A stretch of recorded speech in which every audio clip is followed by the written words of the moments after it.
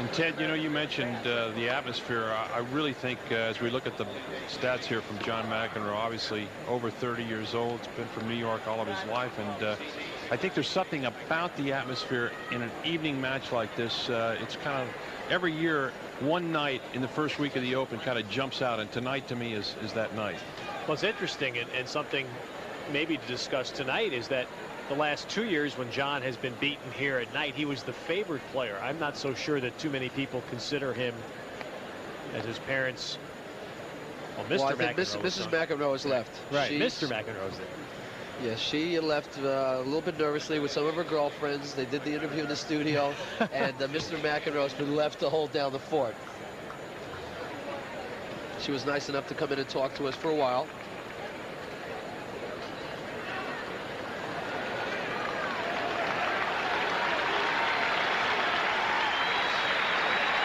Well, we're about ready to go, Ted. Huge roar up for John. McEnroe will be serving in the first game of the first set. Look at this crowd out here tonight. 20,000 people just packed in this stadium. And there are moments, as we've said, at the U.S. Open, and this is one for 1990. Hey, I just go by what the umpire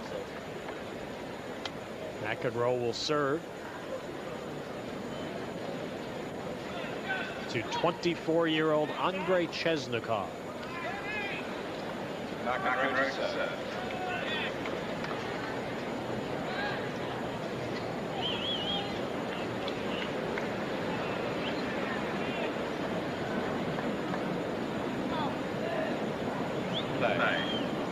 John waiting for every person to be seated.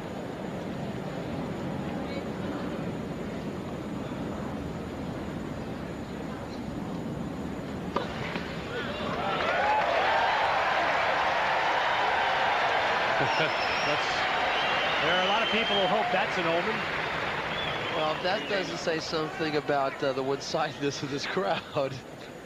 Even with Gladnost, I think and that expression is not going to change during the whole match. That's how intense that kid is.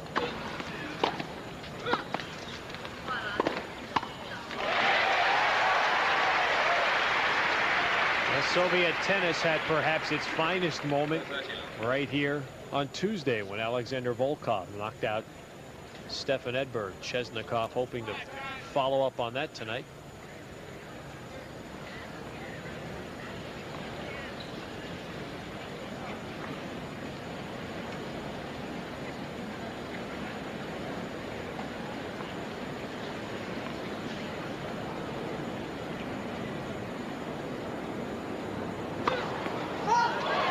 Just wide.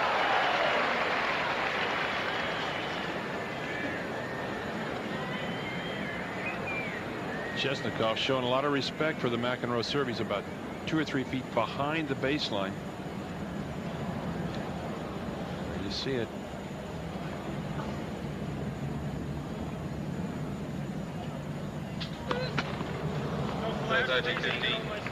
Ladies and gentlemen, no flash photography, please. Thank you very much.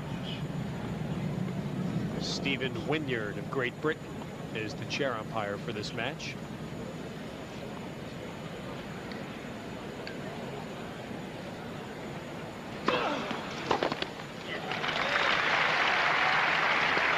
Andrei Chesnokov currently has achieved his highest ranking, number 10, and he won at Monte Carlo and was a finalist at the Italian.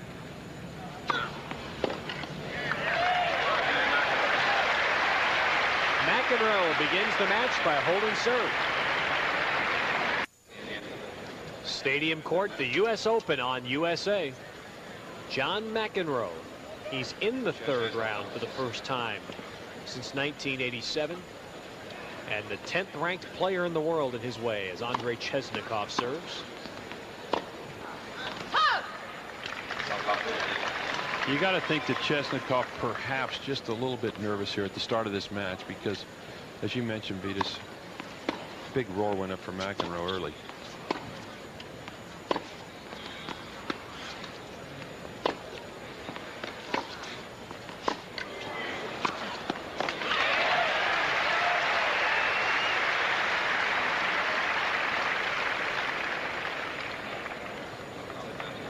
The expression won't change much, will it? No, not at all. And neither will the determination.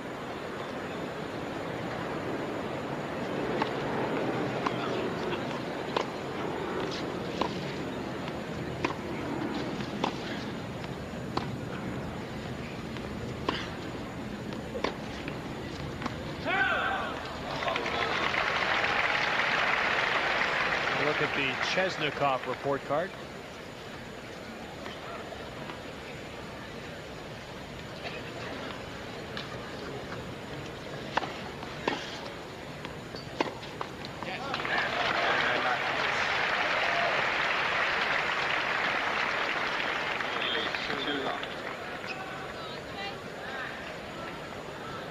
Well, he obviously is very tough from the backcourt. He does move extremely well for a big guy, and there's no question that he is in great shape. But he's served not what you'd call a boomer. And once you hear that, McEnroe's got to put on a little bit of a smile when he plays somebody like that.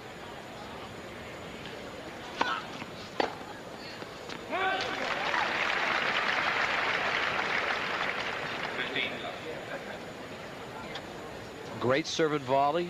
He's plays that aggressive style all the time, and that he's really going to have to do that tonight. Great touch, even though he's a power player. And the only thing we don't know about, the question mark, is conditioning.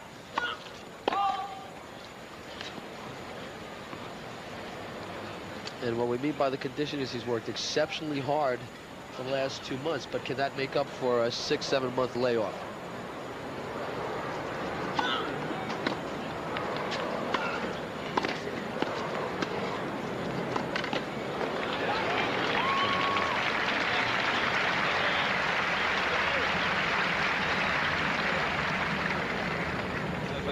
And also, don't get fooled by the look of this kid. A lot of times he drops his head a little bit, almost a little bit of when Ken Rosewall sometimes would miss a ball, and he'd kind of nod his head down. Oh boy, I missed that shot. And then the next one's a winner.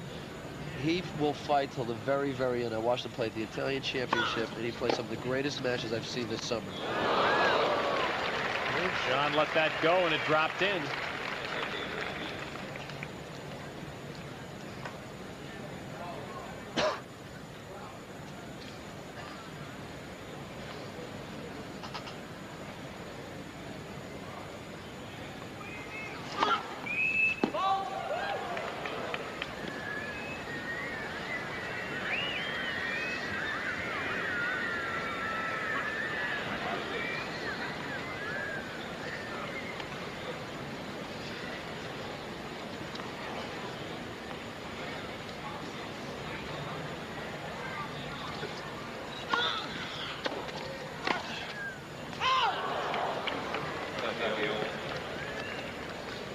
Yet as McEnroe thrives so well in these conditions, how will Chesnokov respond and react to a tennis experience that you won't find anywhere else? Well, I watched him play some great matches, as I mentioned before, at the Italian, and you've got great atmosphere here at the U.S. Open, but you should try playing over there with a full stadium of screaming Italians at the Foro Italico. That's an experience that one has to try at least once in his lifetime, and you'll never forget it. Like they say, if you can play there, Vitas, you can play anywhere.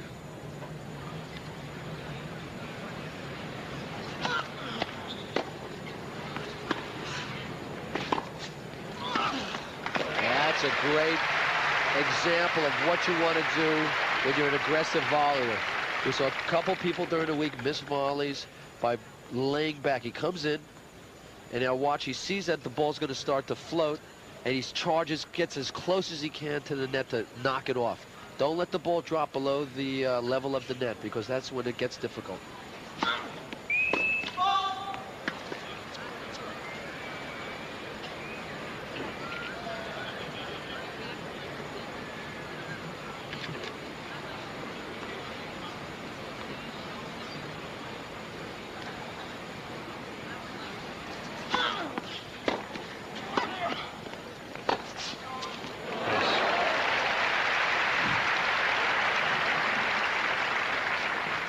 Makes it deuce. McEnroe with a tough match against Javier Sanchez in the first round, and then easier, although he had a tough third set with David Engel.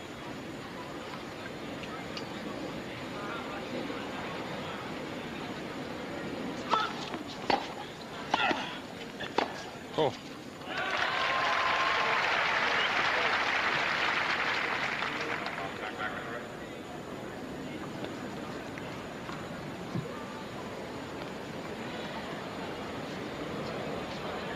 It's about as relaxed as I've seen McEnroe deliver that serve and volley game for a long time.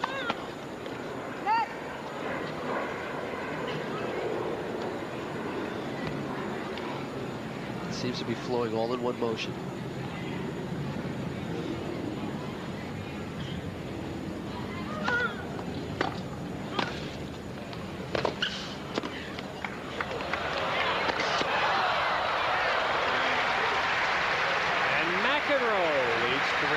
In the first. John McEnroe, a strong start on Stadium Court. He is up a break, playing the 10th ranked player in the world.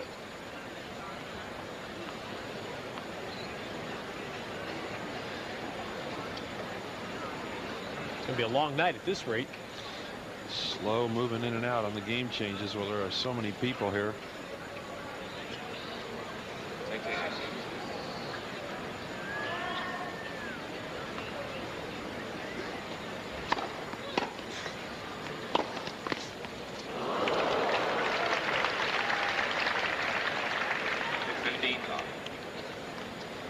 This is an example of what he's going to try to do all night long, put a pressure on Chesnokov. Even though it was not a great approach shot, he's making him think that I'm coming into net an awful lot of times tonight, and you're going to have to hit a lot of great passing shots. And that's a pretty good seed to play into someone's mind.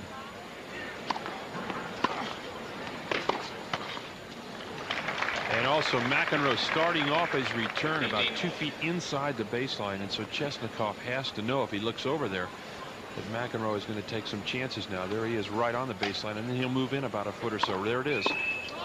Now watch where he's lining up for the second serve. Well inside that baseline, and believe me, Chesnokov knows it.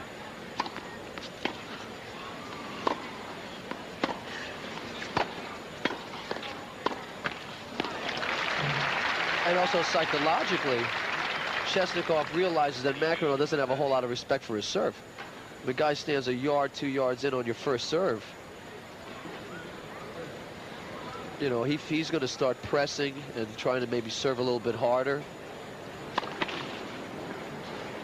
Miss a lot of first serves.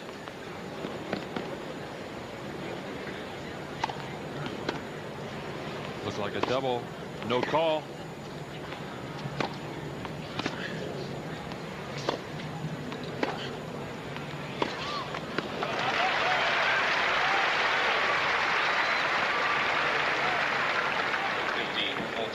McEnroe confirming your call on the baseline. Pointed to a spot, said it was a double fault. He won it twice in his mind. 2 break points. Let's see now. There's the way he lines up. He's got his own little idiosyncrasies in the game, and there's an example of what a little pressure on a guy's serve will do. Well, also, Vitas, Chesnokov's not the kind of player that serves and volleys very often. In fact, he's always going to serve, get the ball in play, and so McEnroe knows that. He's just going to close in behind the second serve. Well, he's used to playing most players that he's just happy enough to just serve a nice, deep spinning serve. That's not going to work against a guy like McEnroe. I mean, that's...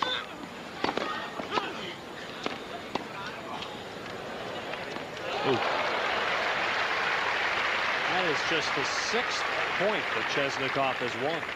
A chance now to look at the McEnroe serve, the toss right up there, but look how he forces himself in with the ball out in front. It's a good volley here, but gets caught. The topspin lob right inside the baseline. Didn't put enough pop on that volley. I think he's got to keep reminding himself that, you know, every time he gets a chance, he's got to really give the volley a punch. Keep Chesnokov on the defensive.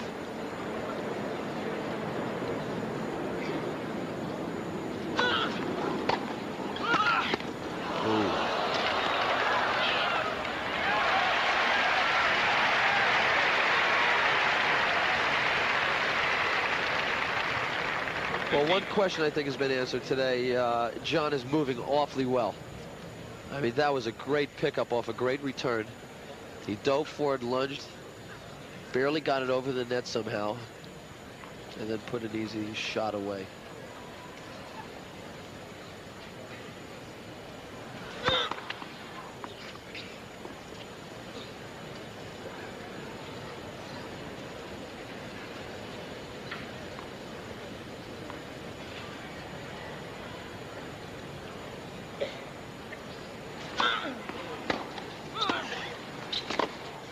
Oh, yes.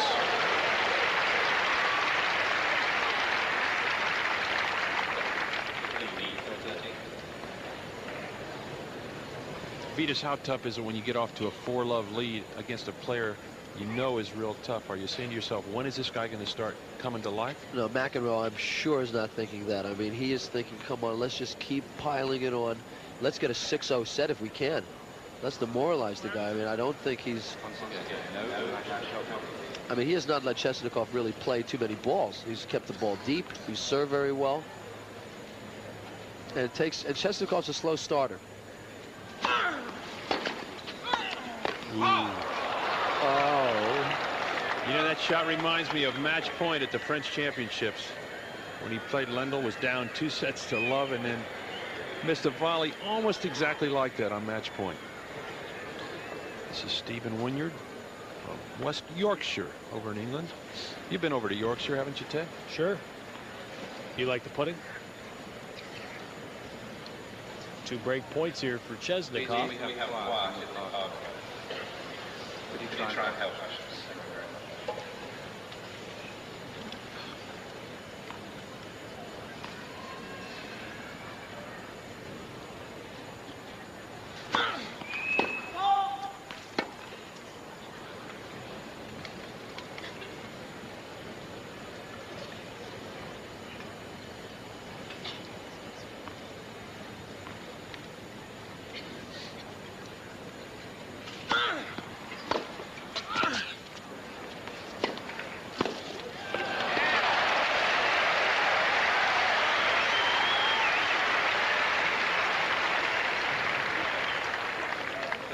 Watch out quickly now. McEnroe gets in behind the serve. Couple of big steps, and he's well inside that service line.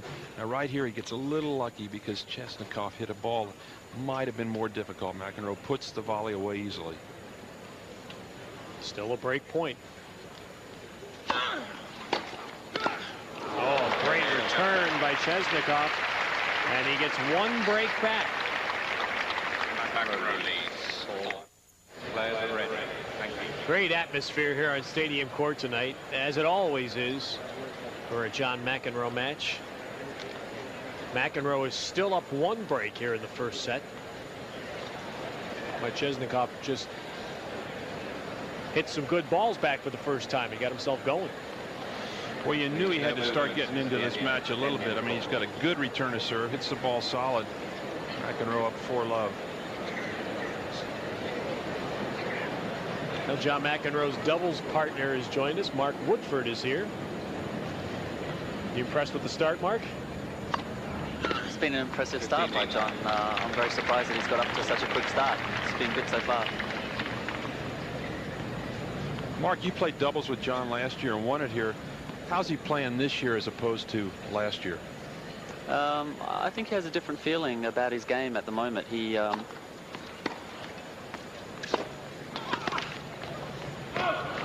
He was really zoned in last year to play doubles, and this year he feels that he can give the singles one more good shot, and he's really concentrating hard on that part of his game at the moment. So it was a bit of a shame that we went out in the first round of doubles, but I hope he can do well in the singles here.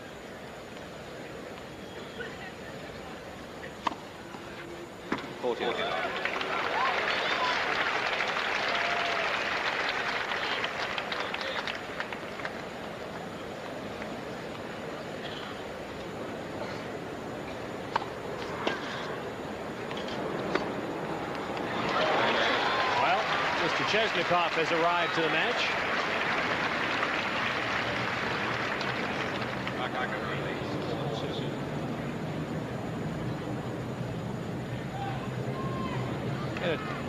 tough first set with Shuzo Matsuoka of Japan, losing a first set tie break in his second round. McEnroe still up 1 break.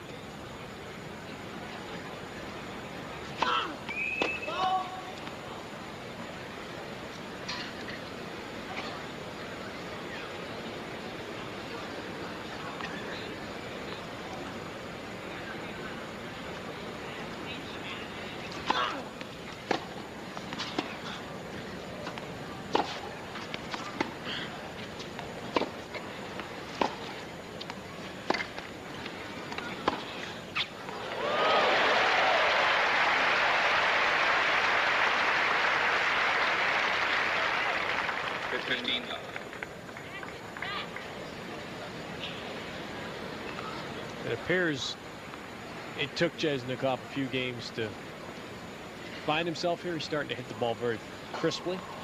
There's an interesting statistic. First time McEnroe has been unseeded here since way back in '77.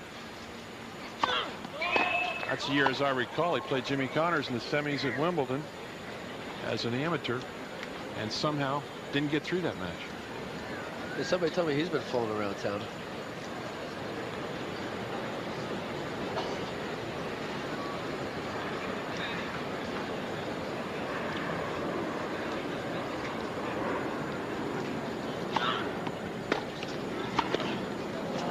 Top of the net.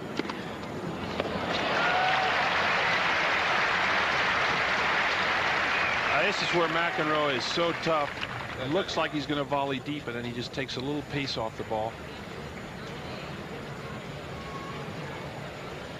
Do you think he feels he's taking a chance on a shot like that, Vitas? No, I mean, during practice, he spends half his time hitting that drop shot. I mean, that's just part of his repertoire.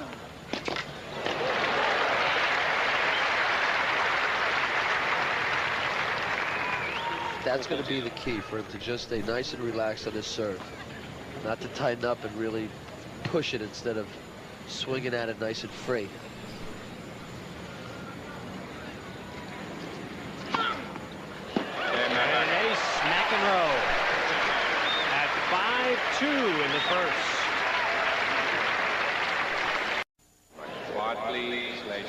The top half of the men's draw, and the winner of this match will play the 7th seed, Emilio Sanchez. And very quietly, a young Minnesotan named David Wheaton has snuck into the 4th round. Sanchez, a 5-setter today, just barely got there himself.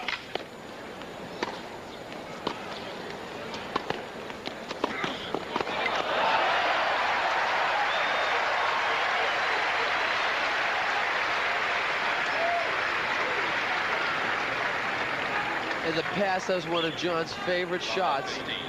Being able to hook that little forehand, just that little flick, and just caught Chesnokov moving backwards on the volley instead of forwards towards it.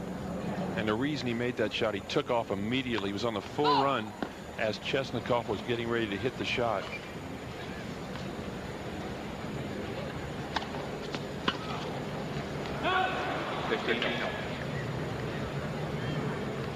Or if there was one key for John to do really well tonight, was to get off to a good start.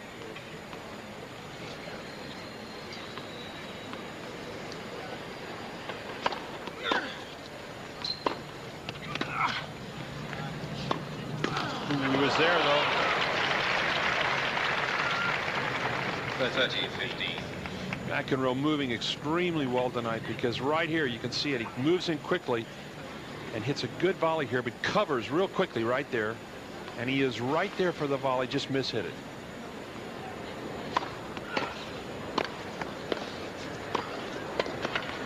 Nope.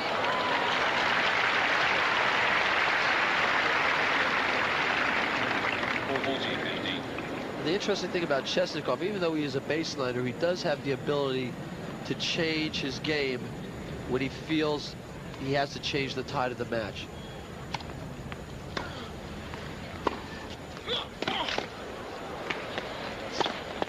Those are the first 2 net points he's won. He may not be the world's greatest volleyer, but he's not afraid to come up there if McEnroe is constantly putting on pressure on him. And there's a good shot of Tatiana Naumko. Chesnokov's coach right from the beginning. She was there when he was in the finals of the Italian Open. And he basically says that everything that he has accomplished in tennis, he owes to her. McEnroe serving for the set. Oh, yes. Oh, that's a great get. But did they call it wide or good? Wide, I believe. Yeah. Watch it one more time now. McEnroe with a very delicate drop volley. Chesnokov on the full run goes wide.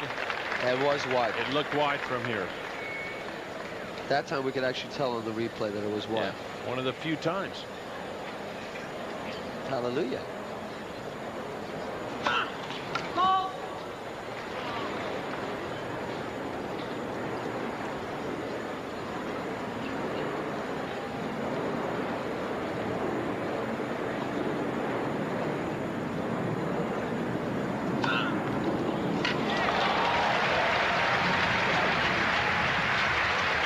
McEnroe with his third ace, very close down the center. That ball was wide until the last second and just got a piece of that line. And that's what we were talking about the other day, accuracy with his serve. Doesn't beat you with speed, he beats you with deception and accuracy.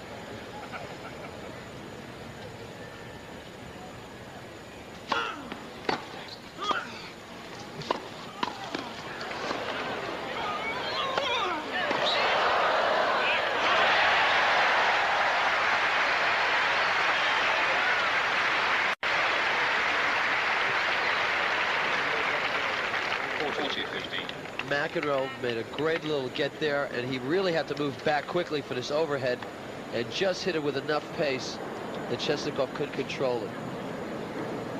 Set point.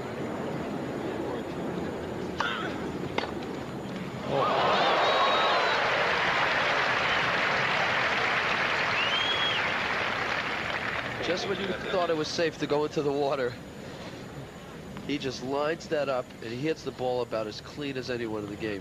And Mark, short stroke too. Mark Woodford, you've played against that two-hander of Chesnokov. Is it tough to pick where that thing's going? He does. He sets it up. He's got good disguise on it. So I think John should maybe vary that where he's serving the ball here.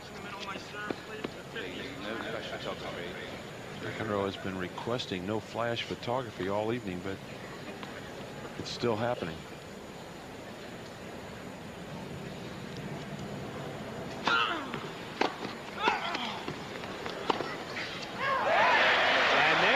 Set. Well, McEnroe with the strong start pays off with a first set win. Stadium Court, U.S. Open. And John McEnroe has taken the first set from the 10th seed, Andrei Chesnokov. Take your seats. Thank you very much. McEnroe attacking. That's when Chesnokov beat Mats Wilander in the French Open. In '89, he then lost to Michael Chang in the semifinals, and that's the strategy Chang used: attack, attack, attack. You know, McEnroe to me looks like he's moving a lot better tonight than he was in the first two rounds.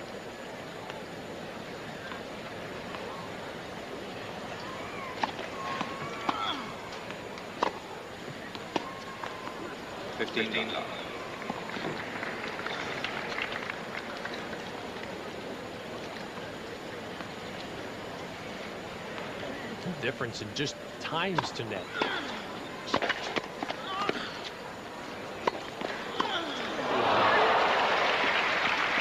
McEnroe netting it. That's 30 love.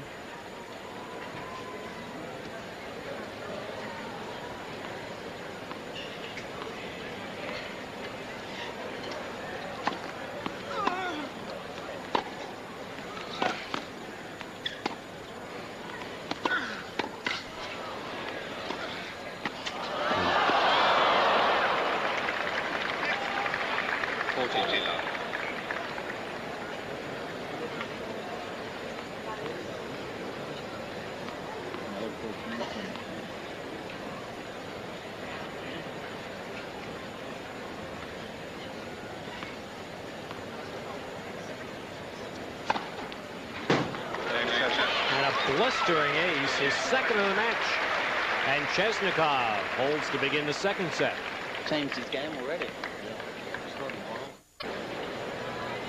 At the U.S. Open, John McEnroe has won the first set. Andrei Chesnokov has held serve to begin the second. McEnroe clearly thrived, as you mentioned, Leadus and Barry, with the quick start tonight. That always helps, especially under, you know, packed house against somebody that's seated and someone that he knows is very tough.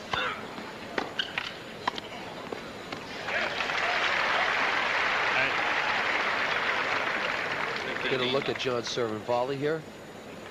There's the disguise, that body turn facing the other way. Good footwork coming in, and he just pops the ball, racket out in front. Not a very good return by Chesnokov.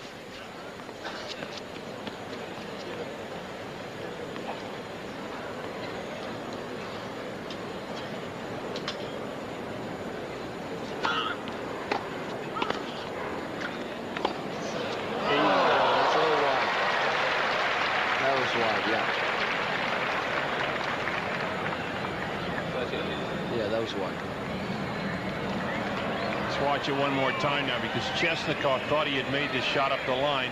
Stays wide all the way. Awful tough to tell on the replay. No, it was wide. It was wide. I mean, when you've got eyes like mine, you can tell it's wide. Come on. With such certainty.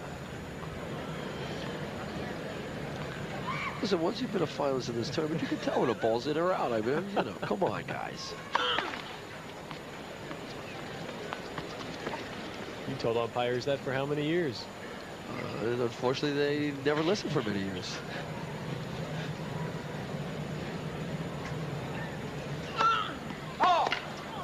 Double fall. And Mark Woodford, Mark, if you were out there tonight, do you think John, if he gets into a long match, he's got the staying power right now? Physically, you've been playing doubles with him. Yeah, I think he can. It's obviously helping him that he's playing a night match. If it was during the day, I think you know, maybe you'd have some reservations, but you know, he's out there trying. He really needs to get a good game in here and get a good start off to this set again. Chesnokov's changed his game plan around already. I think he's starting to hit the ball a little bit harder and come into net a little bit more, and making John really think about what he's doing now.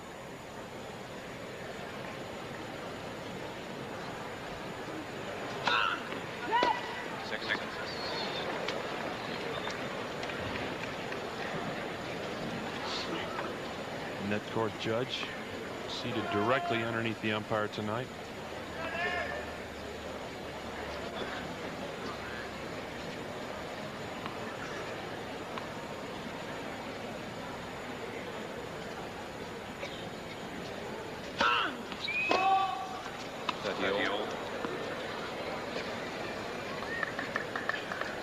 Fifth double fault. Make that third double fault, and it's 30 all.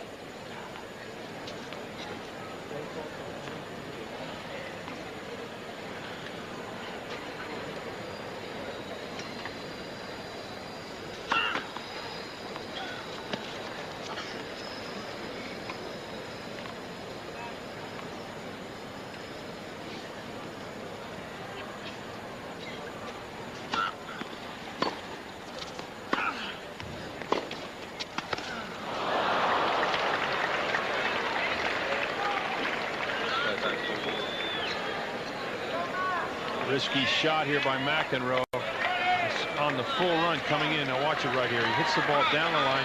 He's in a good position there and tries a very delicate drop volley. He wasn't happy with it. He knows that wasn't the right shot to play. Hit a great approach shot. Got a nice high volley, and instead of trying to power it into the corner, tried a very delicate drop shot. And even though he hits those pretty well,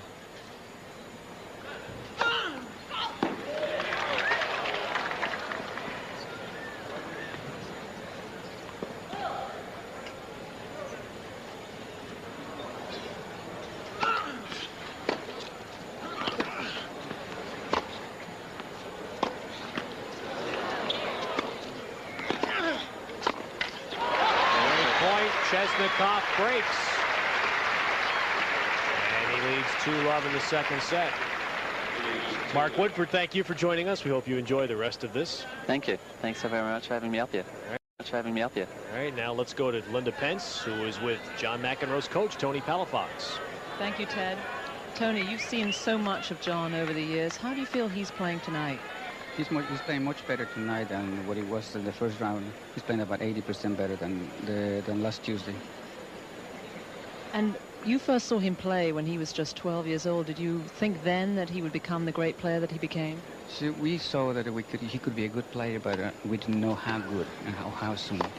Now we can see that what he's doing right now.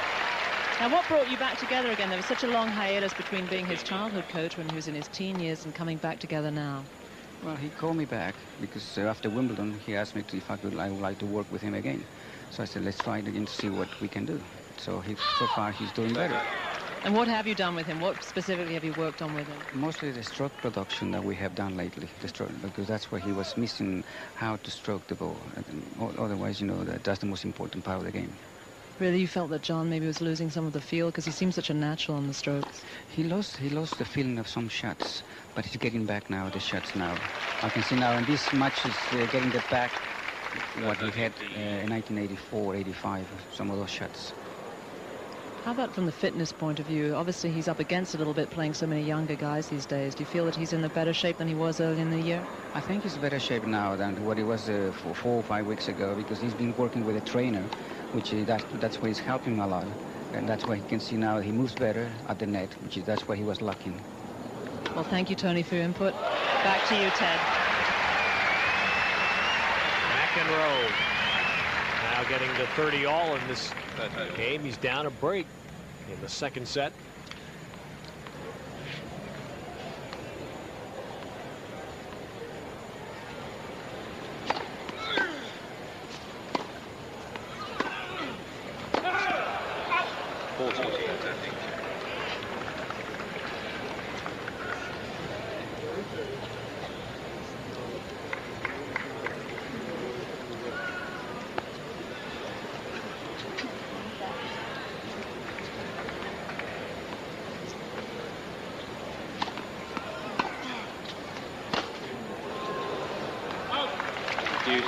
That was a miss hit. You can hear it from up here.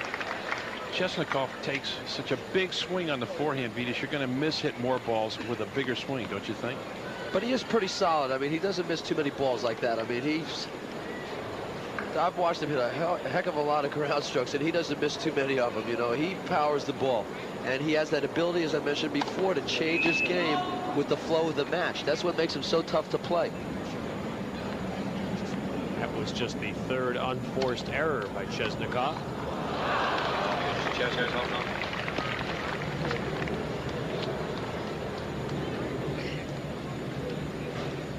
This is a good shot of Tatum O'Neal, rooting on her husband. She's got to be pretty happy with the result so far. A little touch of the old McEnroe. I think this is what Tony Palafox was talking about. McEnroe moves in quick now and really cuts that ball off out in front. Good angle. At that time, the preparation was so much better. He just read it so much faster, so much earlier.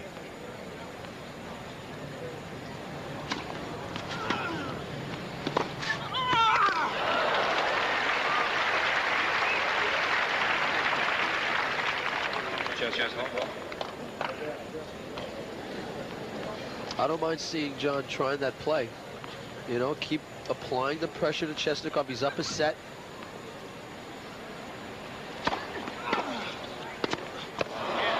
Let Chesnokov start to worry and start changing his game a little bit. He doesn't want to see McEnroe at the net every time. I guarantee you that's a very unpleasant sight for a ground stroker. Sports is about making your opponent change their game. And McEnroe does that to Chesnokov. That's a point in his favor. That's right.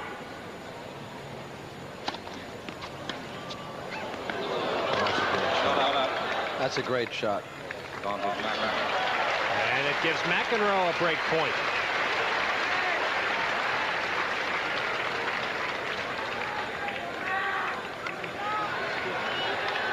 There's Chesnokov really trying to get to that ball, and you can see it's a double bounce.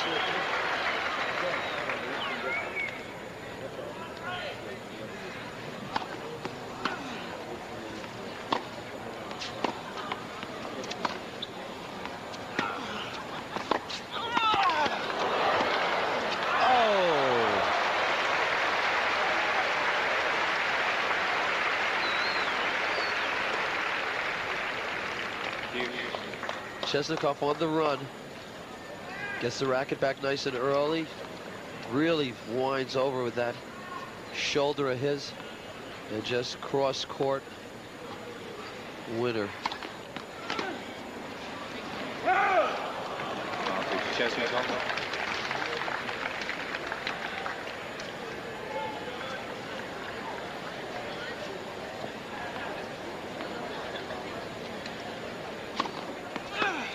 And McEnroe had one break point. That was all. Chesnokov at 3-low.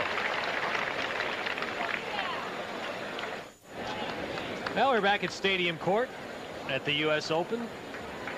Look who we stumbled into. Well, if you like rock and roll, this is USA Network's version of Motley Crue. I thought you said Jimmy was hanging around town somewhere. I didn't know he's right here. I didn't know he was right behind you, but he came to wish you happy birthday. Yeah, absolutely. Happy birthday, Barry. You know what? We better turn these lights out or Mr. McEnroe is going to be upset here. I got to tell you one thing, Jimmy. It's a lot more fun when you're down there than up here. I'm going to agree with that. Talk about flash photography. McEnroe's been yelled about the flashes. I could just see him looking up here and say, tell those clowns to get out of there. 15 down.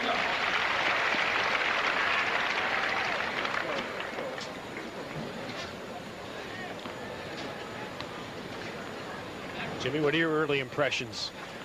I think Max started off playing the match just the way he really wanted to. He kept getting to the net as quick as possible.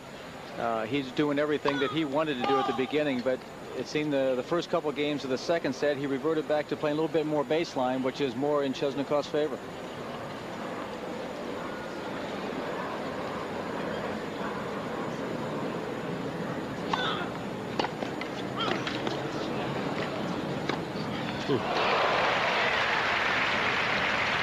Jimmy, I remember you had a long talk with John McEnroe after we take a look at Chesnokov's forehand. There he takes a good drive at it, sets himself up for it again. And Barry, even though he takes a pretty big swing on it, he prepares nice and early and drives right through it. Jimmy, you had a long conversation with John after his loss to Rostano at Wimbledon. Do you see a difference in the way he's hitting the ball? I think, first of all, he had to go out and regroup after that match. He had to get his mind straight and get down to work on his tennis. I think this is the best he has played in a number of months. He must have gone out and did some soul searching and some advertising of his own thoughts and his own game to get to this point. If he keeps working at it, keeps improving at this rate, I see no reason why he can't get back to the top. Well, if anybody can give you advice on getting back to the top, I guess it is Jimbo. Chesnokov just getting some winners. Just to catch up on that point, Vitas, I can give him all the advice that I have to offer, but unless he takes it, not so much mine, but anybody's advice to the point where he wants to go out and work at it, then it doesn't do any good.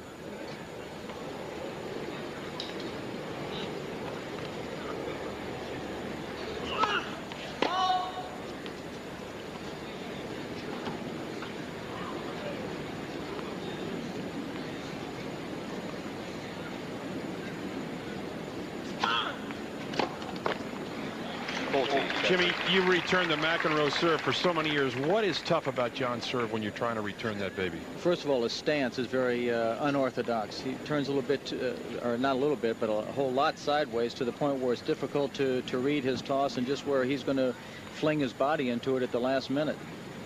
It's not so much the speed that's devastating, but the way he throws the ball around. It's a knuckleball, a slice, a fast one at you. He's the Nolan Ryan of tennis.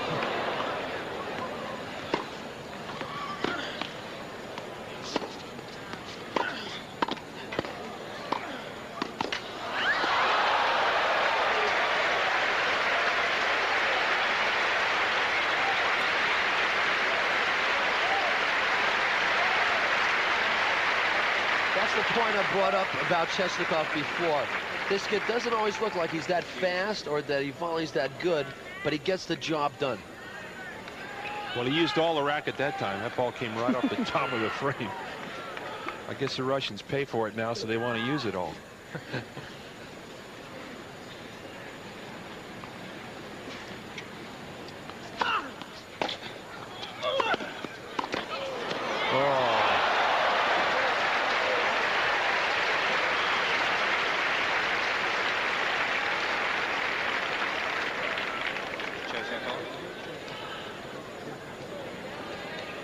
Coach looking pretty happy about that shot.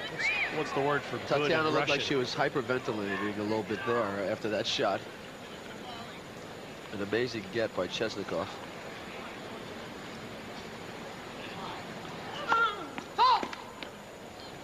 And a second serve coming on break point.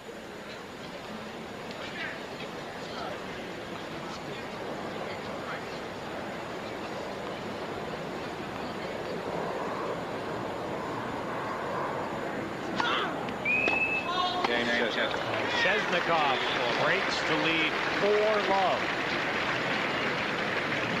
Jimmy, you mentioned the soul searching McEnroe's done, is it? Do you think it will involve harder work for John than McEnroe's done, is it? Do you think it will involve harder work for John than perhaps he's ever put into the game before? Absolutely. His game was so easy, and he was so talented when he was younger that he really didn't have to work hard at his game. It came natural, more or less like a Nastasi. But now he's over 30. It's time for him to get down to business and put in that kind of work necessary to be the best. And if he's willing to do that along with his talent, then it's waiting out there for him. It's wide. Just missed. Jimmy, what about his game? Has it changed that much since you played him in that semi over in '77 at Wimbledon? Well, I've had the opportunity to see him at his start and to see him along the way. So I've seen him go from 77 and reach to the best player in the world in the early 80s, to the point where, you know, he feels like he's struggling a little bit, like he seems to be now. But his game is still the same. If he would work at it, his serve might have lost a little bit along the way, but that can come with hard work. His ground strokes, I thought, were very underrated. I thought that with his slice backhand and the way he could come over it now and again was very deceptive. His forehand was always, I thought, his best shot, to the point where he could disguise it quite well. But his serve and volley game is the best I've ever seen.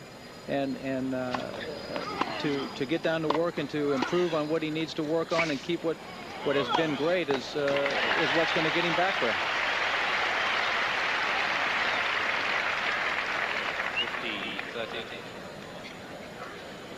Plus, Barry, I can say he's still a young guy. I mean, 31 is not old in this game.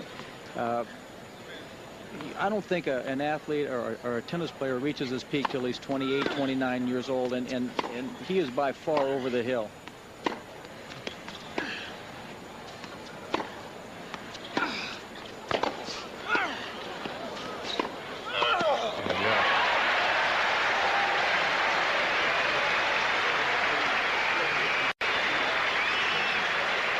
This is the best we've seen McEnroe all night. He really gets into this shot now, slices it here from the backcourt. But here's the shot Vitas talked about. He lunges into this ball, a lot of weight into it, and then quickly gets in, gets sort of jammed there on the volley. But here's the shot.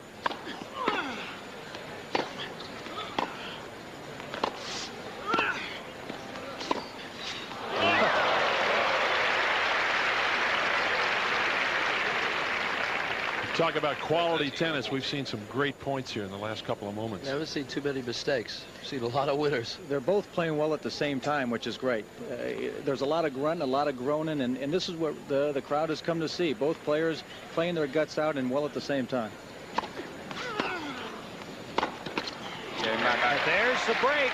So McEnroe gets one back in the second set.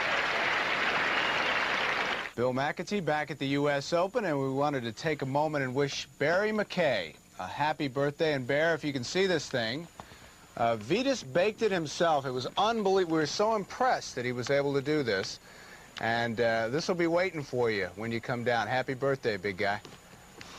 I thought the flowers were a particularly beautiful touch. Vitas, I have no idea. Barry. I had no idea, sweetheart. Gary, you've really helped me along in this broadcasting career, and I thought I had to do something to repay you. Thank you. And I don't think that's quite enough.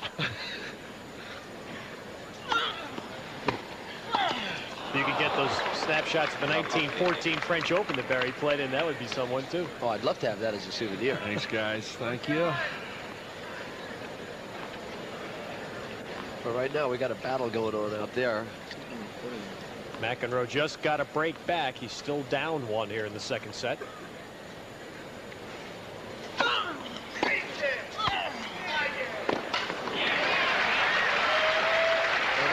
Basically the key. He's just got to play one way tonight. He's got to just be the aggressor. You know, take your lumps sometimes. Here he gets a good shot of the forehand and really takes a swing at it. Doesn't give Chesnokov a shot to pass him. But he may get passed a couple times because, you know, you are playing a quality ground stroker. Chesnokov's a game competitor. But he's not going to beat this guy by, you know, slowly chipping the ball around the court. He's got to keep powering away. Flash! Please. McEnroe yells flash again. No flash.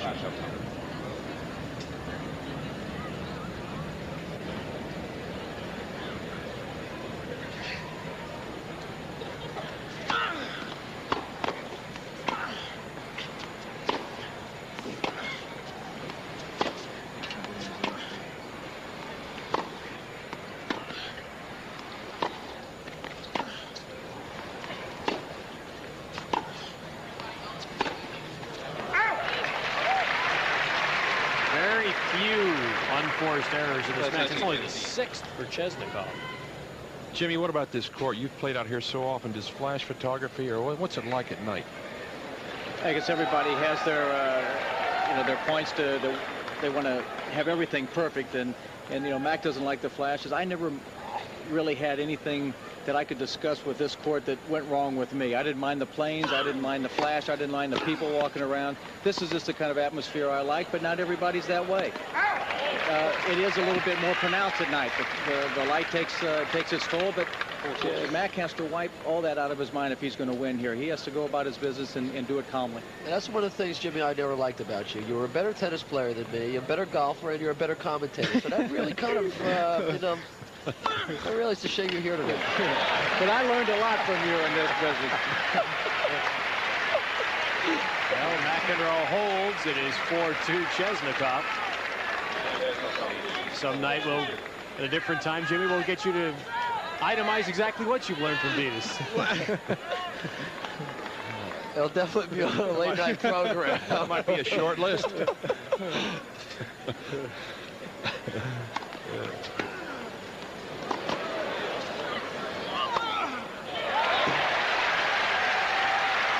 Now you can hear what the crowd wants. A little more from John McEnroe. Yeah, we've been sitting up here talking what Mac has to do to win this match. What's Chesnokov have to do now to take this away from Mac? Well, one thing we know, he's not going to start serving and volleying, do you think, Jimmy? And he's just not that kind of guy, but... Well, somehow I think he's got to try to keep McEnroe pinned to the baseline, but if Mac can keep serving well, that's going to be pretty tough to do. And you know, Jimmy, McEnroe's a master of conducting the tempo of a match. Well, he is indeed, but I think that all through his career has worked to his advantage, and he plays at his pace. He doesn't rush. He makes his opponent feel uneasy. Let them get into their rhythm. No, he doesn't want that. He wants his own rhythm, and there's nothing wrong with that. Being a master of the clock or a master of whatever it takes to play great tennis is important.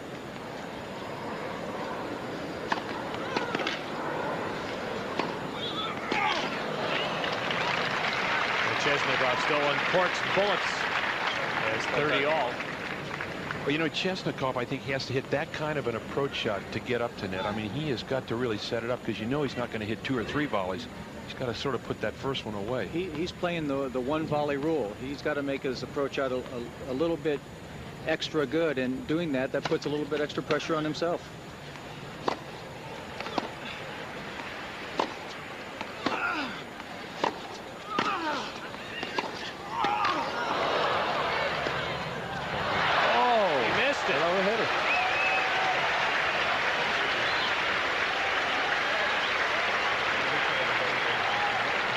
right here now. Hits the volley, gets caught, changes directions again, barely gets his racket on, and gets a little lucky there because Chesnokov should have won that point. He should have, but facing those little volleys coming back at you time after time, and knowing McEnroe is not going to give in, that's tough to handle. You know that, Jimmy, sometimes once the match gets closer and closer to the finish, some of those balls in the middle of the court don't look quite as easy when you try to pass the guy. And there's the break that McEnroe needed. And we're back on serve. And Stadium Court is alive. Stadium Court. And John McEnroe has won 3 consecutive games, 2 of them breaks. And we're on serve in the second set.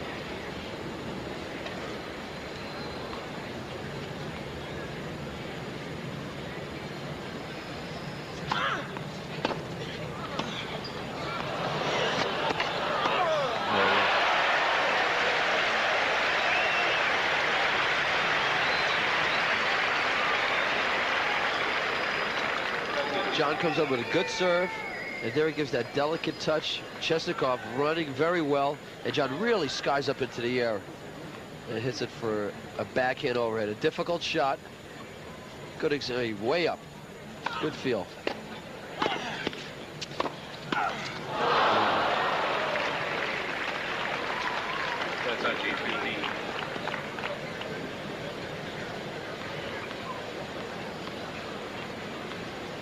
If McEnroe could win this game, that's like twisting the cube. We put the pressure back on Chesnokov in this set. Good analysis into the backgammon game.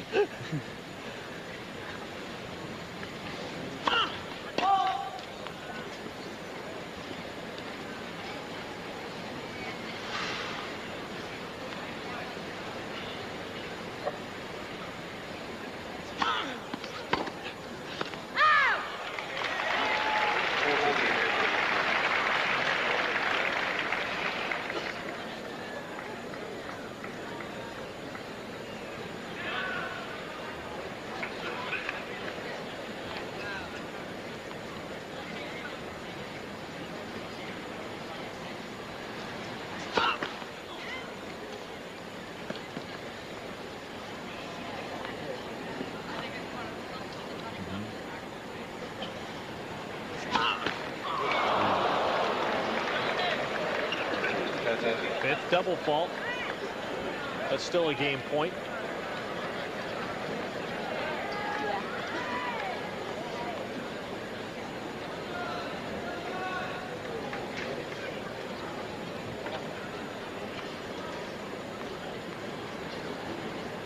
John Sr.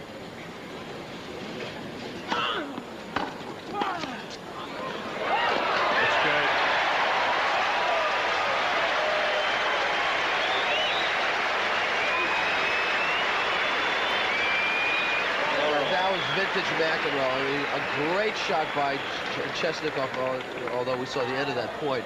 But McEnroe just did that with his hands. Jimmy, you'd have to say, of all the players that you've played, he probably had some of the best set of hands up at the net. Well, not had. He still does. There's no doubt. Thank you for correcting me again, Jimmy. You know, Vitas, they don't play tennis like this anymore. There's no more McEnroe. There's no more Nastase of really, I should say, 8 or 9 years ago because of the equipment. The equipment changed with the bigger, the oversized, the wide body rackets have changed the game completely to where it's just more of a power game. And you don't see McEnroe's touch from many of the players of today.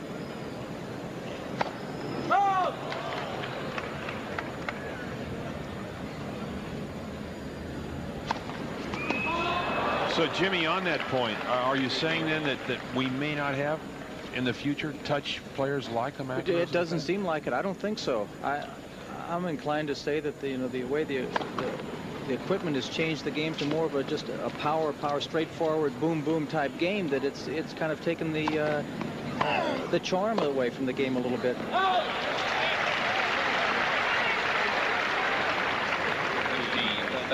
Is Chesnokov being affected at all by the atmosphere here tonight? What would you think, Jimmy? First time ever for him? No, I think he's been in a number of situations that would warrant the respect of a crowd, especially the crowd here in New York. But he had a 4-love lead. That's what's affecting him, and that has slipped away from him. And McEnroe is now playing much better tennis, and he has to collect his thoughts now the way McEnroe collected his when Mac was down 4-love.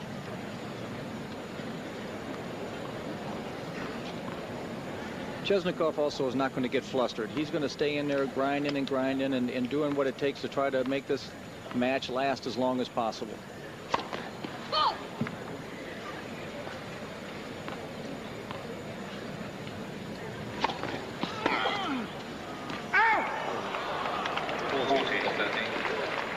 Jimmy, you played Chesnokov. What do you have to do against this guy? You've got to stay out there and wait him out. I play more or less a similar game. I'm not going to serve and volley against him time after time. So we go out and we play matches that last 2 out of 3 sets, 3 hours, 3.5 hours. And it's just a long grind, and I know what to expect. Good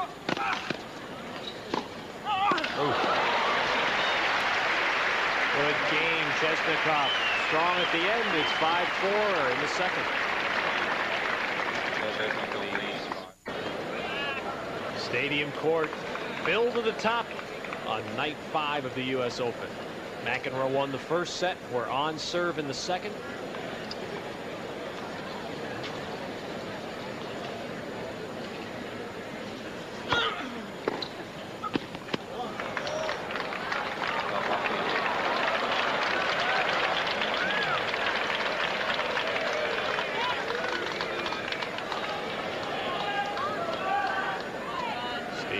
With a look back at the lines person who said good, and it's love 15.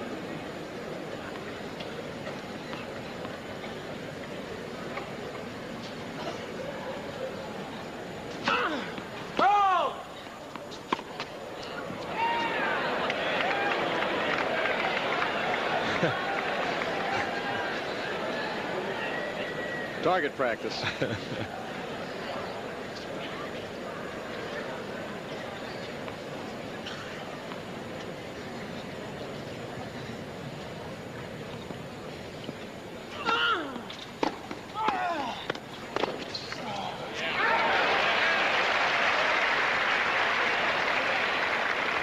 Barry, what do you think of Chesnokov's stance when he returns serve?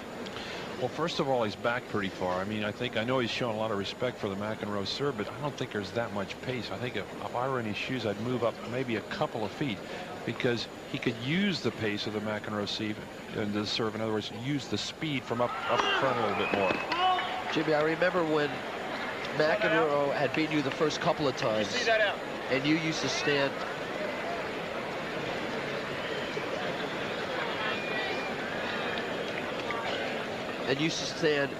quite a bit further on your stance, and you decided that you've got to change something to turn this tide around. And I remember you started returning right on the baseline, started to cut off his angles on his serve, and the results started to change.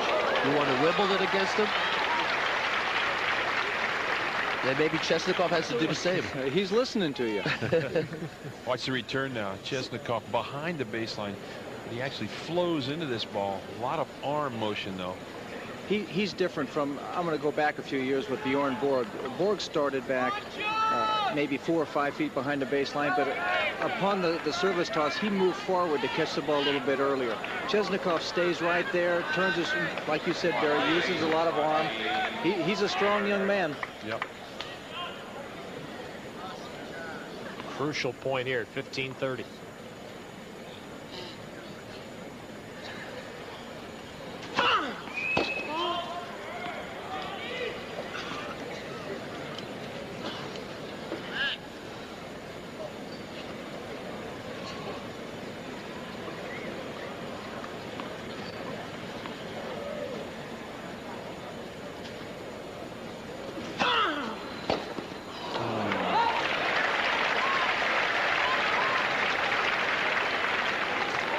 That's got to bring a sigh of relief to John. Well, Chesnokov also, to me, looks a little bit stiff on his returns. He's standing there. He's very rigid, not as relaxed as he should be to where he can get down to the ball and move in the fluent motion that he should.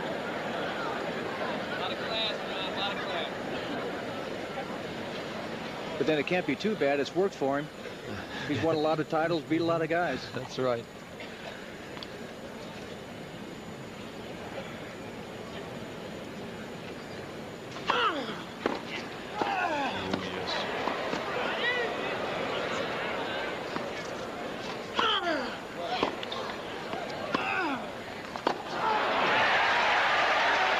McEnroe shot right on the baseline. You cannot teach somebody to volley the ball like that. I mean, that's just, first of all, protection. And number two, there's a good shot of that bouncing over from way back. And McEnroe just takes a chance on the forehand and clips the line. I mean, that hit the back edge of the line. Yeah, this is fun. I'm glad it's him down there doing it, though.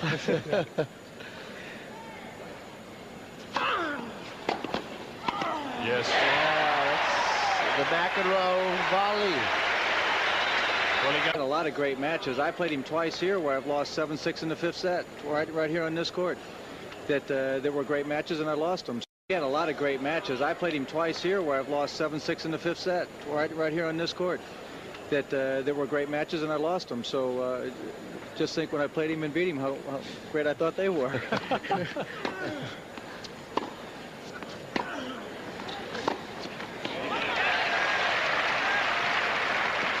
And that was the point that I brought up before about playing the points. It's now 5-all. That approach shot wasn't the world's greatest approach shot, but now it's a little bit tougher to try to pass the guy at the net. And McEnroe knows that. Oh, no call. Chesnokov didn't play the point out.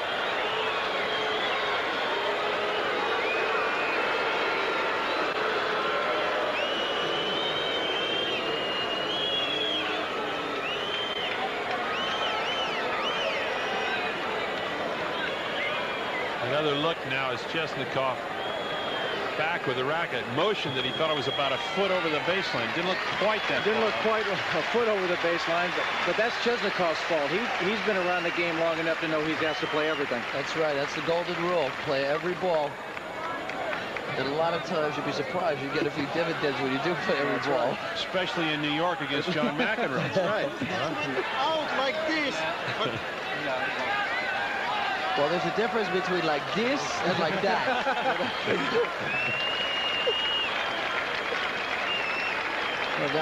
Well, Tatiana's now starting to talk to herself, but that's not a good sign. Chesnokov's got to forget this now. It's love 30.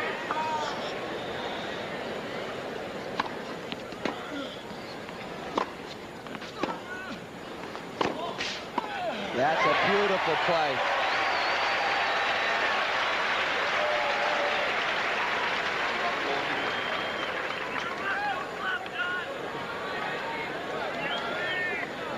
If he breaks, he serves for a 2-set lead.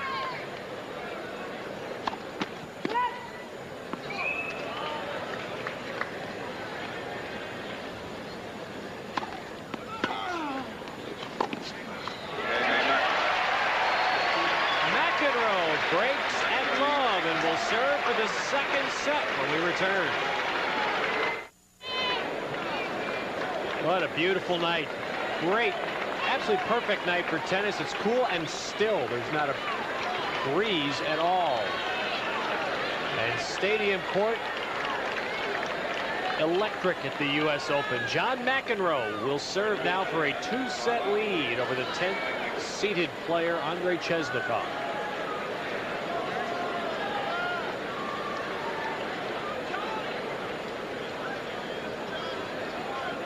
What do you think it feels like for John, Jimmy, to have all these people pulling for him? I can't beat that feeling at all. You know, he's from this area. He's played some of his best tennis in New York, and I think the fans here were very disappointed the past 2 or 3 or 4 years when he hasn't been in there competing and getting to the 3rd, 4th, 5th round or whatever necessary to bring out this kind of excitement.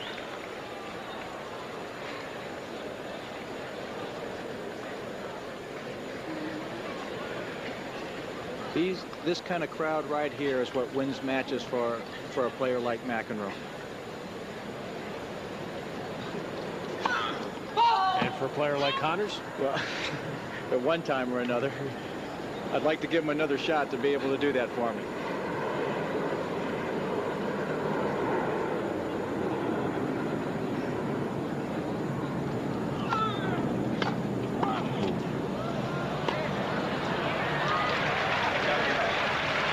I'll tell you something, Chesnokov's return and serve pretty well. That was a tough first volley. 9 straight points for McEnroe.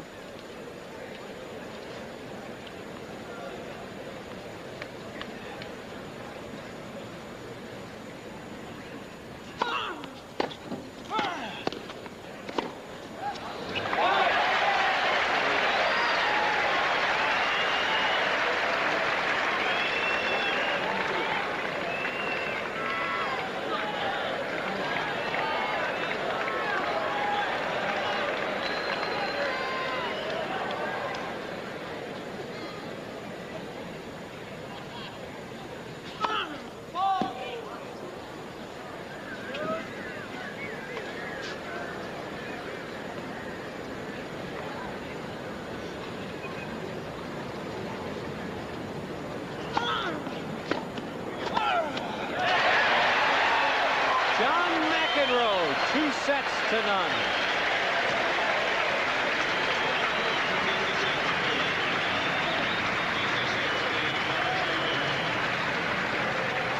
McEnroe in quickly now, just knocks off that angle. A lot of oomph in that volley, Beatus. And that looked like the old McEnroe serve where he went for more angle instead of more pace. You know, when he used to pull you out much wider and then had so much more open court to hit into. I think just for the last couple of years, he was just happy to hit it nice and deep and hard, which really didn't affect too many of the returners, the good returners in the game. Jimmy, before you go, where are we going to see us playing some tennis soon? Well, I hope to start playing in about 2 or 3 weeks' time. I'm going to go spend a little time in Europe to play some tournaments, try to get in some shape to come back here and play next year. Well, we're impressed with Beatus' choice of friends here. Well, I thank you. I've enjoyed visiting with you all. Nice to see you, Jimmy Connors. Thanks, Jimmy. Jimmy, I'll see you in Belleville. Oh, 2 sets to none for McEnroe.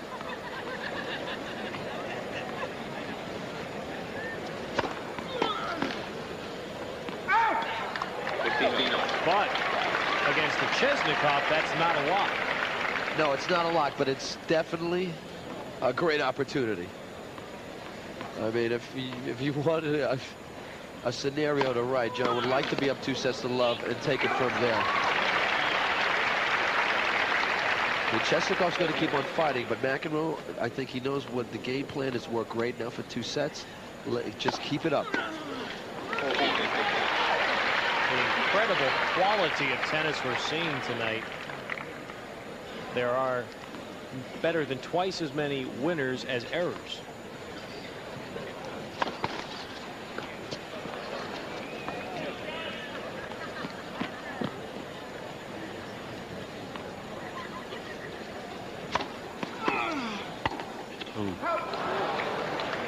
That's where he doesn't look real at home. The serve and volley game is just not his style. If he's going to win this, it's going to have to be, as Jimmy said, trying to grind him down. But part of Chesnokov's talent is he knows that McEnroe's going to be coming in on the kitchen sink, and he's got to somehow negate that. And that's a little bit of what Lendl, why did Lendl learn to volley? To be able to defend against plays like that. Chesnokov starts the 3rd. And then we'll have tennis tomorrow night, 7:30 Eastern, 4:30 Pacific. We'll return with Boris Becker's 3rd round match at Stadium Court against Thomas Carbonell of Spain.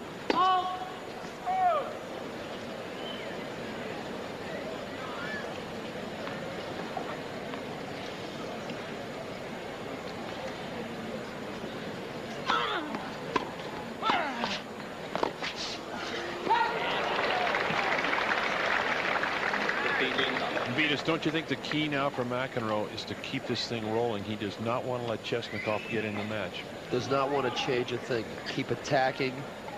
take your lumps, let him pass you a couple times. He was down 4-zip in the second set, and he kept playing the same game, and he got right back into it. And the pressure's even stronger now. It's 2 sets to love up. And another thing to recall is that Chesnokov last year took Lendl to 5 sets for falling here at the U.S. Open.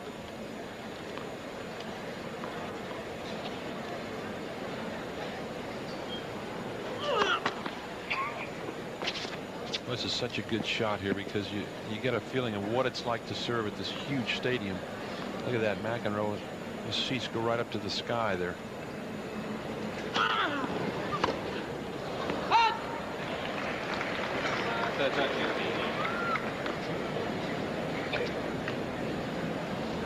That's impressive to come back 4 times. 2 sets down. The expression hasn't changed and won't.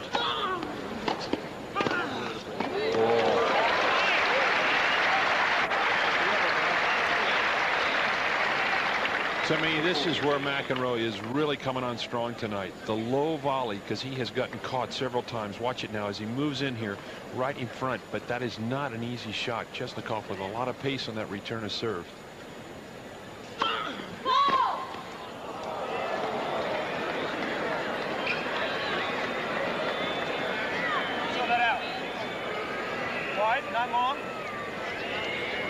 McEnroe has to be careful too. He is approaching the dollar limit in fines that could jeopardize play at the Australian Open in January.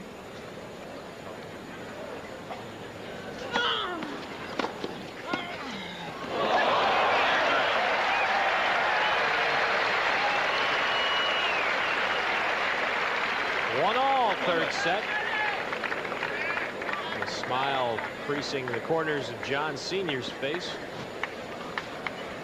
John Jr. has $7,000 in fines in the Grand Slam events this year. $500 more in this tournament, and he would not be allowed to play at the Australian Open. Well, speaking of the Australian, that's where Chesnokov was down 2 sets to love to Mark Kratzmann. Came back to win it in 5.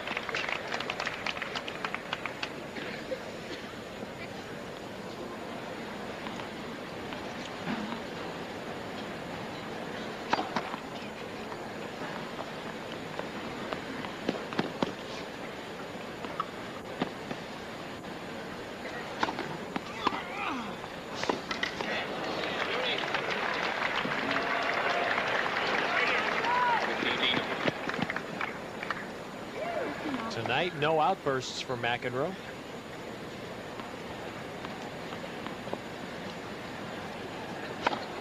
He gets off the bubble after this championship, and the Australian Open will be erased from the record.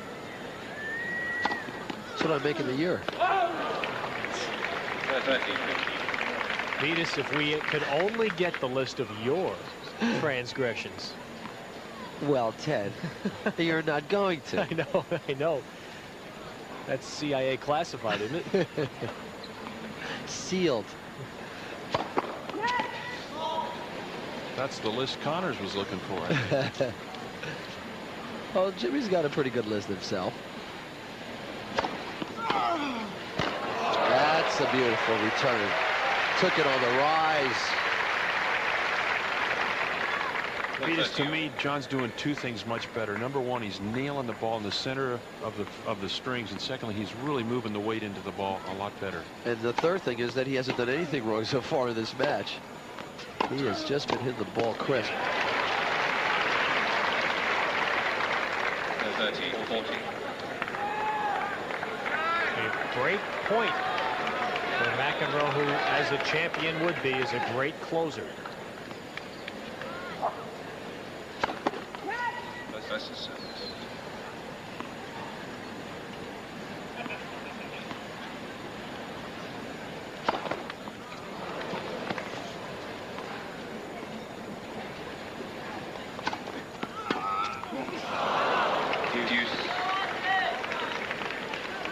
not that tough a second serve. It almost looked like it was a change of pace. Kind of jumped at it a little bit. Didn't come straight through with that short little swing of his. But he hasn't missed many of those.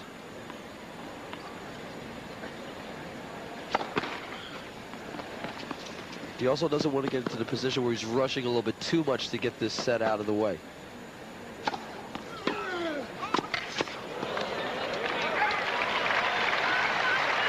Well, as you mentioned, Chesnokov's coming in. He knows if he doesn't get in there before McEnroe, it's all over. And we also talked about when John was not playing that well, that he felt that he had to hit the ball a lot harder. Notice how well he's using the whole court today. That was a great angled backhand return.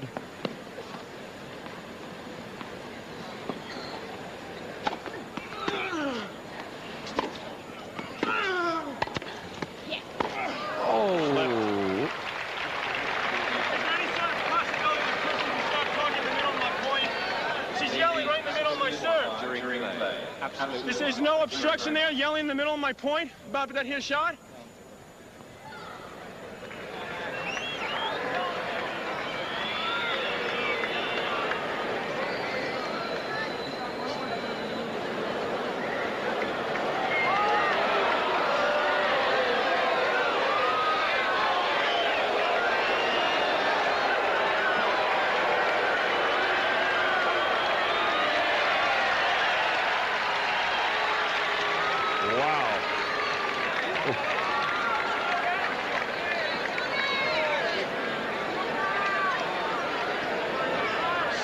Have you taken a look at those eyes? Alfred Hitchcock could use it for like one of her movies. Thank you very much. So what does she expect? The kiss from McEnroe? I was going to say, let's not make a martyr out of her now.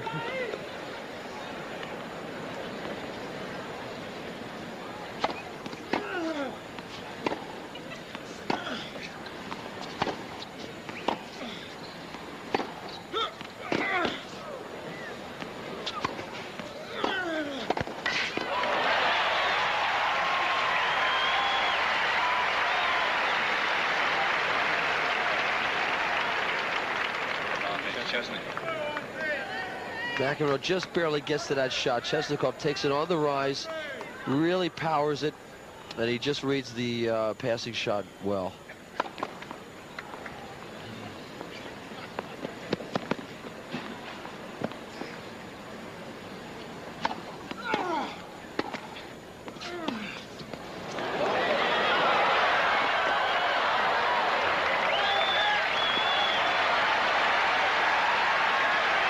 We're seeing some great intensity and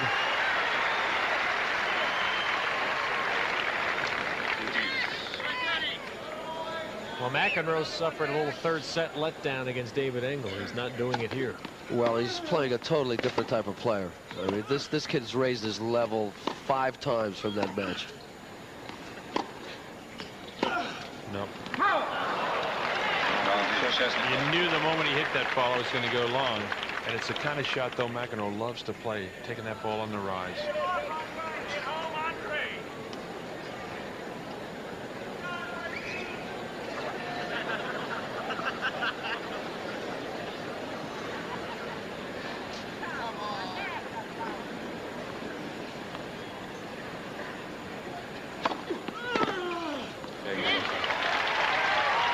Well, it is 2-1 Chesnokov in the third. On Stadium Court at the U.S. Open. A Friday night in New York, John McEnroe following up Martina Navratilova. Navratilova an easy win, and McEnroe taking the first 2 sets from the 10th ranked player in the world, and now we are back on serve in the third set. But it is Chesnokov that has lost some chances. 4-love in the second. Lost that lead, and now just lost a break advantage here in the third. I'll tell you something, very few people ladies and gentlemen, have ready to left play. this Thank you. stadium, Ted. It is still packed.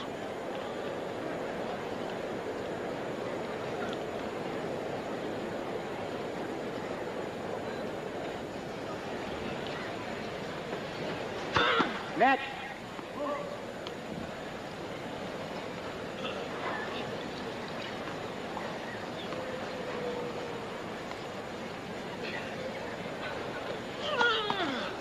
love 50.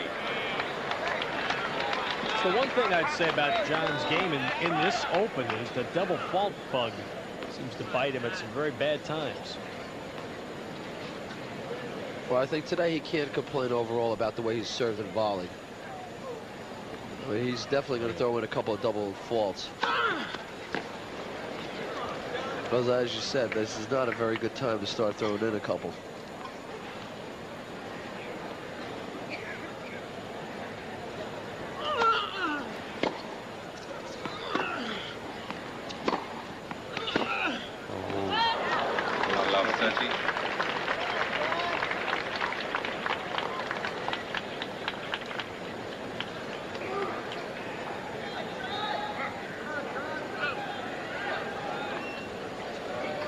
USA Network's coverage of the 1990 U.S. Open Stadium Court at the National Tennis Center, and it's alive tonight with John McEnroe leading 2-0 over Andrei Chesnokov and serving at love 30.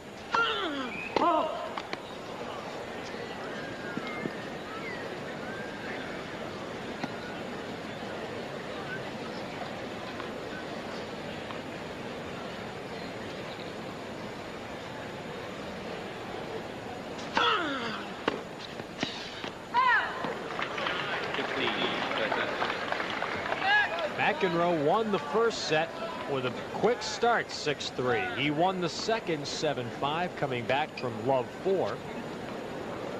And the third set is on serve. It's been relatively peaceful from McEnroe's end, but I think the rackets have been doing all the talking. We've seen some fantastic tennis from both players. Very few errors, a lot of tremendous shots. High caliber tennis all the way through.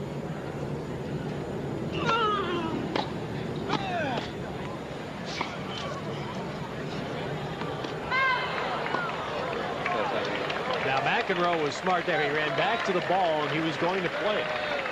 There's nothing for granted. Just as we pointed out on the shot before that Chesnokov thought was out and just didn't play. You play everything when you're playing the game of tennis. You don't take any of the calls for granted.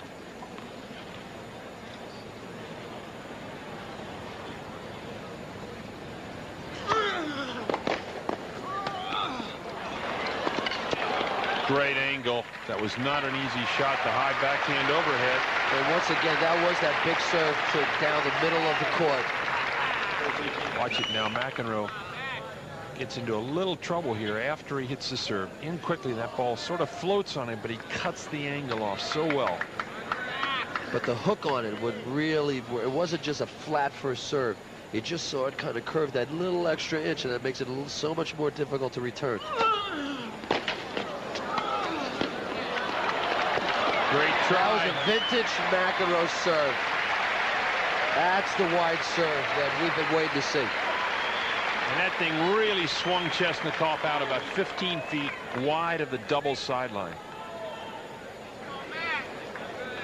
3-all in the third. McEnroe's got a hungry look on him. Vitas, as a returner server on that serve, the one that swings out wide, even though you know that thing's going wide, there's not much you can do about it.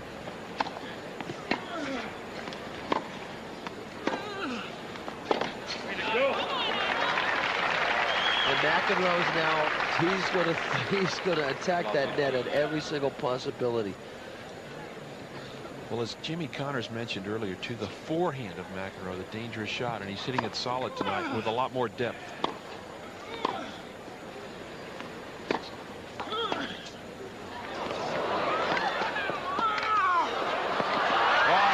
Great hands, great hands.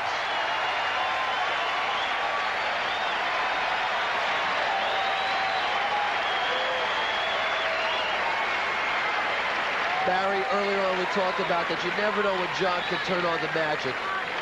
We weren't sure physically he could come up with a good match today. And look at the hands here at the net.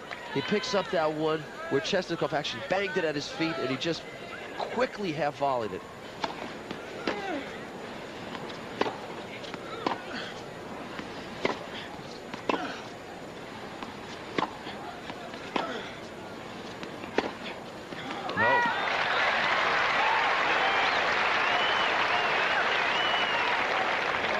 And what happened there, Chesnokov just overhit, knowing that McEnroe was starting to move better.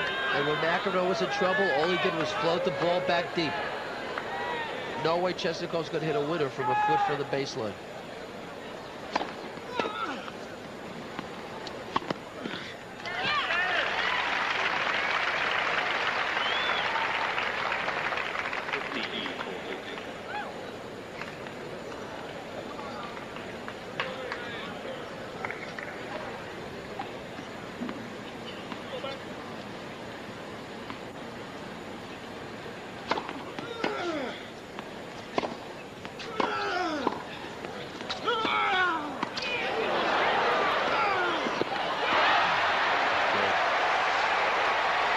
John McEnroe up a break in the third.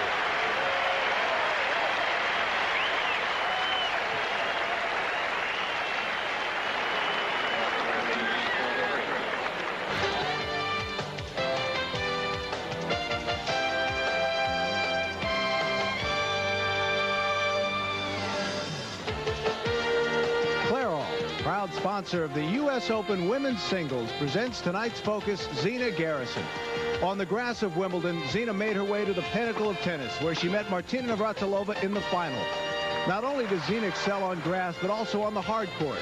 In the second round of the U.S. Open yesterday, Zina defeated Angelika Gavaldon 6-4, 6-love. To give you an idea of how this match has been played, better than 50% of the points in this match have ended up with John McEnroe at net. Ready to play. Leo Levin, our match statistician extraordinaire on that. Thank you. But it shows you McEnroe's strategy and how it's paid off. 50% of every point in this match has been played, not just McEnroe's serve. No, 50% of all points have wound up with McEnroe at the net. Incredible statistic. Thanks, Leo.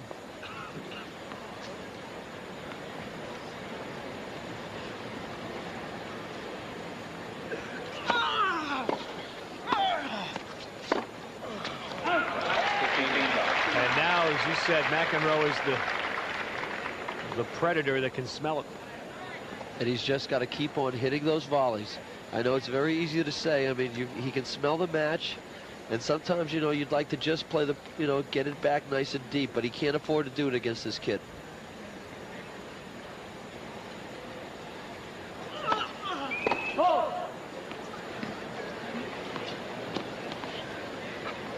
I've seen Chesnokov pull too many matches out from the bag down because he's just continued to fight, and the other guy just let up a little bit of a hair.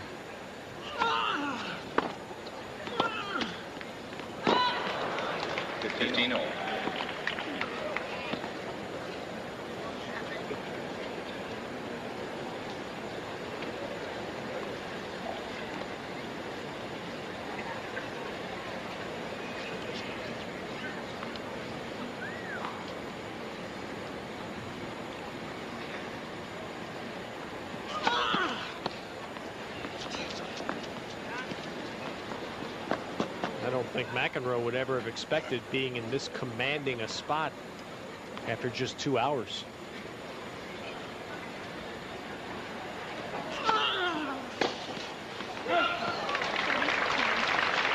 Well, you know what else I think has happened here? McEnroe, because he's covered net so well behind the serve beaters, has got Chesnokov overhitting slightly on the return of serve, trying to do a little bit too much with it. And we saw in the previous two matches that McEnroe has played, he has just basically played his volleys back deep. Today he's hitting it with authority, aggressiveness.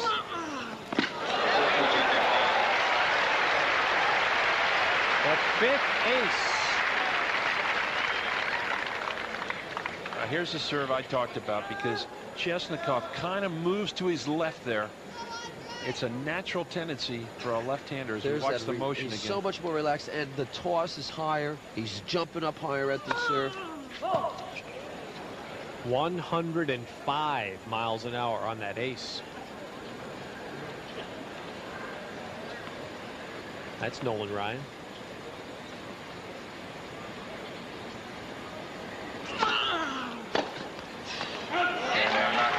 And John McEnroe is a game from the match.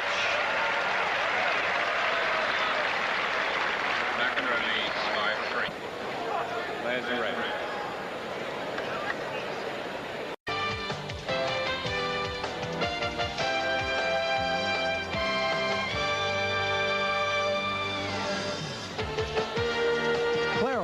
Proud sponsor of the U.S. Open Women's Singles, presents tonight's focus, Zina Garrison. On the grass of Wimbledon, Zina made her way to the pinnacle of tennis, where she met Martina Navratilova in the final. Not only does Zina excel on grass, but also on the hard court. In the second round of the U.S. Open yesterday, Zina defeated Angelika Gavaldon 6-4, 6-love. There's the red. Thank you very much. The only win John McEnroe has had all year over any player in the top 20 was a win over Jay Berger indoors in Toronto in February.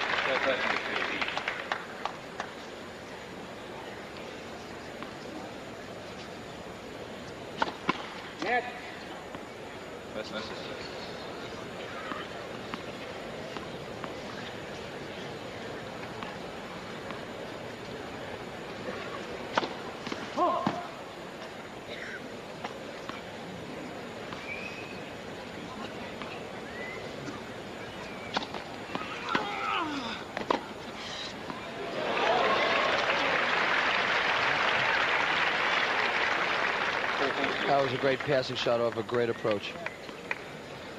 Right on the line. McEnroe shakes his head a little bit, but I mean, he made the correct play. The loser tonight can't go home and say he played bad tennis. No. He's not going to be very happy when he gets home. But I don't think Chesnokov expected McEnroe to play this well. I think a lot of people didn't expect to see him play this well. I mean, he is really sharp.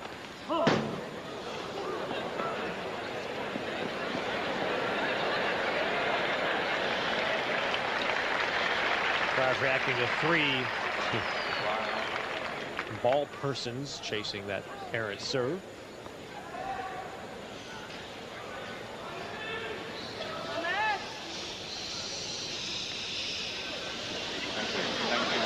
Somebody put the plug in.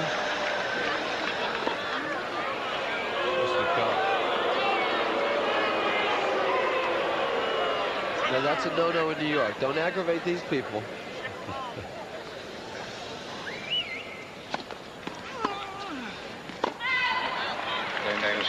Now Chesnokov holds, so McEnroe will have to win it on his serve.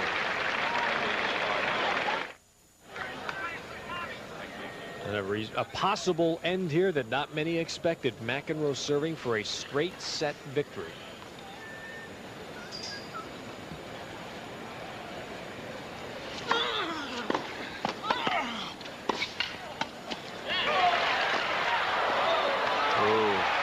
Great gets by Chesnokov. Maybe some people expected this result, but not in this kind of strong and aggressive fashion. I mean, he has been dominating. People do not realize how good this kid is. I have had the opportunity to see him play some great matches, Chesnokov. He is the 10th ranked player in the world. He is tough.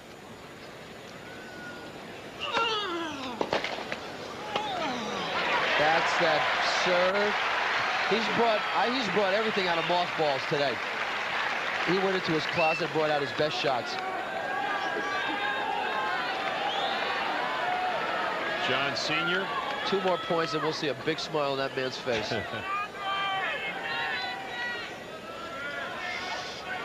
And I'll tell you one thing, it's a hell of a lot worse watching than it is playing.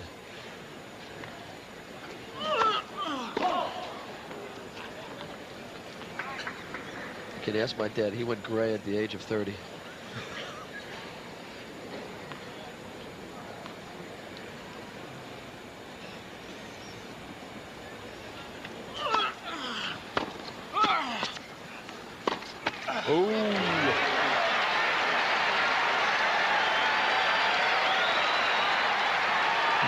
Listen to this.